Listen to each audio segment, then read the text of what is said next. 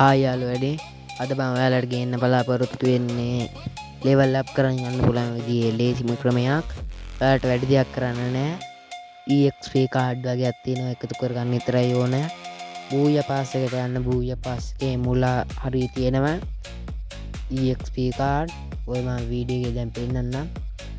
ඒ EXP card එකතු කරලා ගන්න තියෙන ඔයාලට BR ගහන්න තියෙන නැති තරම් BR ගහනකොට අප් වෙනවා. තව ඔයාලට ගන්න පුළුවන් රෑන්ක් අප් කරන එකේ රෑන්ක් අප් කරනකොට එනවා ඔයාලට ටෝකන් එකතු වෙනවා.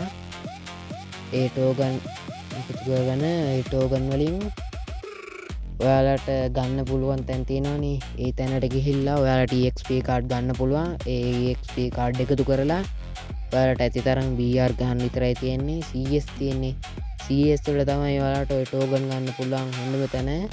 ඇති තරම් ටෝකන් අරන් EXP කාඩ් අරන් BR ගහන්න කියලා ඉල්ලනවා. BR ගහලා ඔයාලා ලෙවල් අප් කරගන්න. වීඩියෝ එක හොඳයි නම් සබස්ක්‍රයිබ් කරලා කමෙන්ට් එකකුත් දාලා ලයික් එකක් දාන්න. යාළුවනේ මේ සබස්ක්‍රයිබ් 18 වගේ යන්න මට සපෝට් එකක් දෙන්න. එහෙනම් යාළුවනේ ගිහින් එන්න ඊළඟ වීඩියෝ එකෙන් හමු වෙමු.